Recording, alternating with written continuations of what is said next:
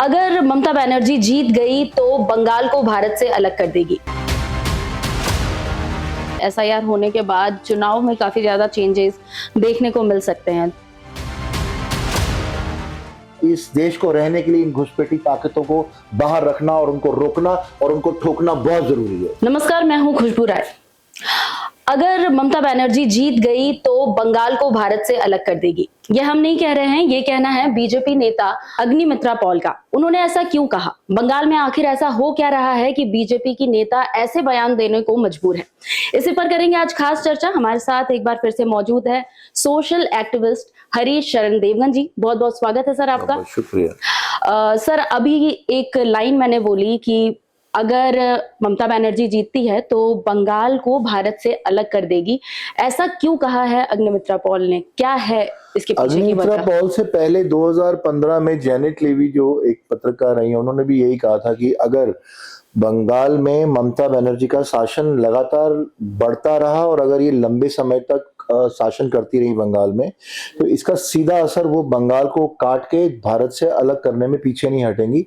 जैसे चाणक्य ने अपने टाइम पे कहा है कि जब शरीर की बाजुओं में सेंध लग जाता है तो शरीर बहुत समय रहते ही गलना शुरू हो जाता है। ऐसे ही भारत की एक बाजू जो है वो है बंगाल।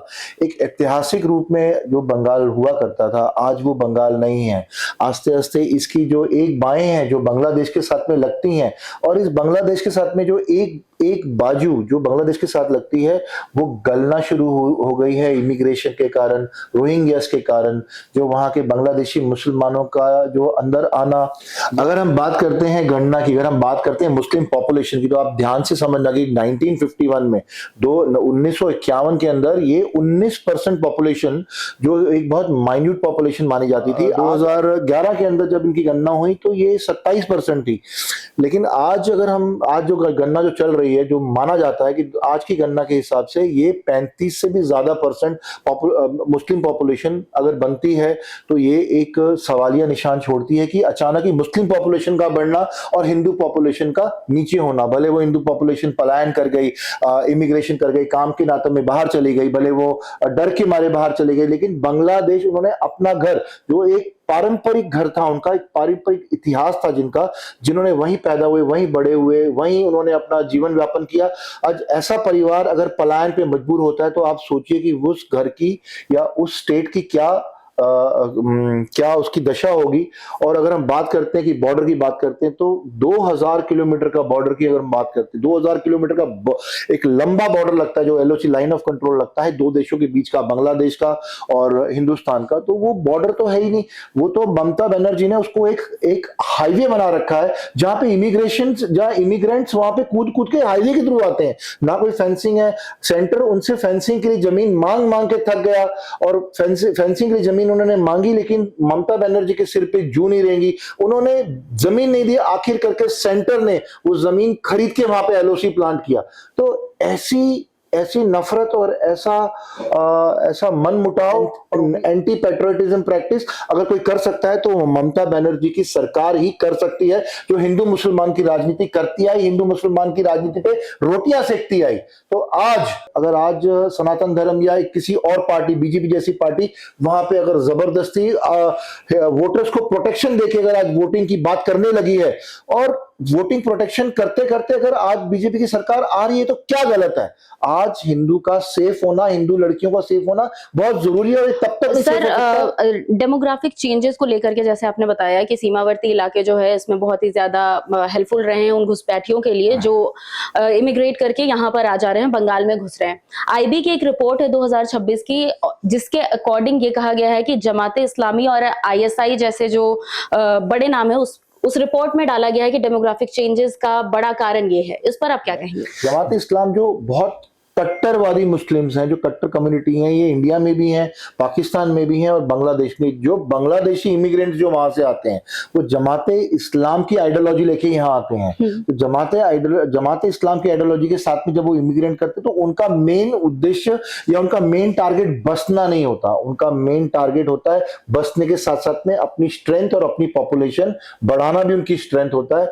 और वो एक आइडियोलॉजी के साथ आते हैं जिसमें लड़ाई झगड़ा, या अगर हम बात करते हैं कट्टरपंथी, या हम बात करते हैं पावर प्रेशर, वो उस आइडियोलॉजी में बिलीव करते हैं, तो जिसकी वजह से हिंदुओं की पॉपुलेशन वहां से पलायन करने में मजबूर भी होती है, और वहां पे हिंदू पॉपुलेशन रुकती भी है और इस्लामिक पॉपुलेशन बढ़ती है, जिसकी वजह से आज ऑलमोस्ट लाइक अगर आज गणना होती है तो उम्मीद है कि 36% मुस्लिम पॉपुलेशन की एग्जिस्टेंस यहाँ पाई जाएगी। जैसा कि आपने बताया कि सीमावर्ती इलाके, चाहे हम मुर्शिदाबाद की बात कर ले, मालदा की बात कर ले, और भी कई इलाके हैं, कई जिले हैं जो बांग्लादेश से सटे हुए हैं, वहां पर अब क्या बदलाव देखने को मिलते हैं? पहले वो कैसा हुआ करता था, अब कैसा है, क्या कुछ चेंजेस है वहां? डेमोग्राफिक चेंजेस को लेकर के आप क्या कहेंगे? तो वहां पे अगर हम डेमोग्राफी की बात करते हैं तो वहां पे जो लोग इमिग्रेंट हुए वो कोई असाइलम लेके या कोई उनकी जान को खतरा था इसलिए असाइलम लेके यहाँ नहीं आए, वो किसी उद्देश्य के साथ में आए। अगर आज हम आईबी की रिपोर्ट की बात करते हैं तो आईबी की रिपोर्ट में तो ये भी लिखा गया है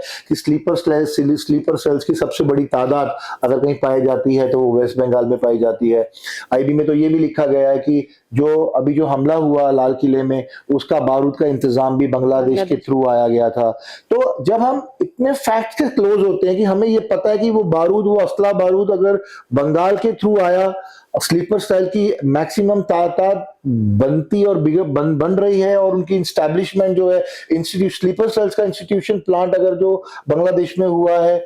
फिर हम बात करते हैं, अगर आईबी की रिपोर्ट की हम बात करते हैं तो जो हाईवेज खुले हुए हैं, जो ममता ने हमेशा सपोर्ट किया वहां के इमिग्रेंट्स को आने के लिए। अगर हम बात करते हैं पिछले इलेक्शंस में, पहले तो इलेक्शंस में ऐसा हुआ करता था कि मुस्लिम्स को जो बाहर पलायन जो काम करते हैं बांग्लादेशियों को बांग्लादेश आने की जरूरत भी नहीं पड़ती थी वोट डालने के लिए, उनके नाम के वोट कोई और डाल दिया करता था। लेकिन आज सब लोग उठ के अपने स्टेट में गए हैं वोट डालने के लिए। तो ये एसआईआर में जो वोट कटे हैं ये उनकी मेहरबानी है, जो एसआईआर में जो वोट आज काटे हैं उसकी अलर्टनेस है। आज जो सुरक्षा का जो इंतजाम हुआ है, जो हिंदू बाहर निकल के वोट डालना चाहता है, आज ये एसआईआर की मेहरबानी है।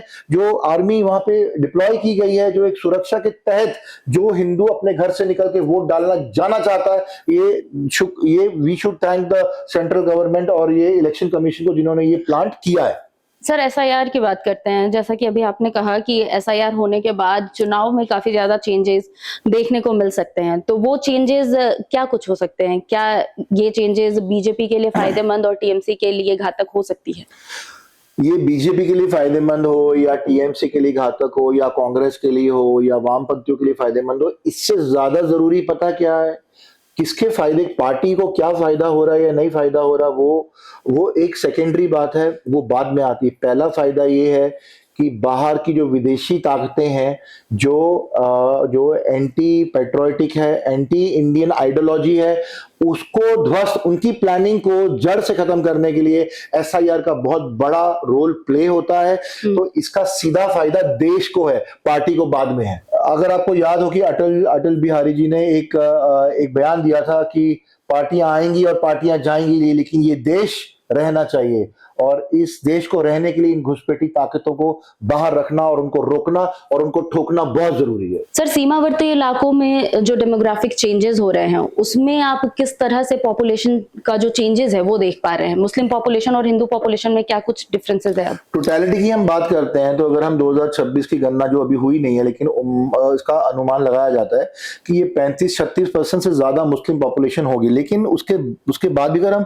हम माइन्यूटली जाते हैं, अगर हम बारीकी से जाते हैं तो मुर्शिदाबाद की बात करते हैं, मुर्शिदाबाद की मुस्लिम आबादी जो है वो 66% के पार हो चुकी है। मालदा के मुस्लिम पॉपुलेशन की बात करते हैं तो वहां पे 51% से ज्यादा पॉपुलेशन पाई गई है। फिर हम बात करते हैं उत्तम दिनाजपुर में 50% से ज्यादा मुस्लिम पॉपुलेशन है।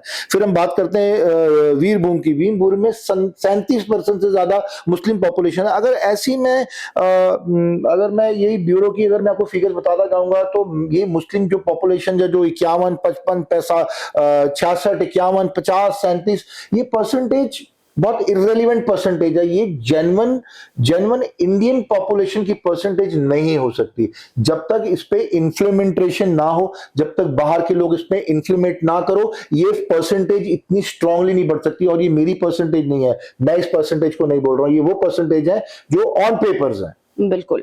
तो फिलहाल अगर जैसे देखें तो बंगाल में चुनाव जो है वो खत्म हो चुके हैं, वोटिंग हो चुकी है और 4 मई को इसका रिजल्ट आने वाला है। देखना अहम होगा कि इस बार बंगाल में बदलाव होता है या फिर नहीं। क्या इस बार वहां पर कमल खिलता है या एक बार फिर टीएमसी अपना परचम लहराती है। फिलहाल इस खास वीडियो में इतना ही। हमारे साथ जुड़ने के लिए बहुत बहुत शुक्रिया बहुत और ऐसे ही वीडियो से रूबरू होने के लिए हमारे चैनल को सब्सक्राइब करना ना भूले, वीडियो को शेयर करें और लाइक करना भी ना भूले। नमस्कार।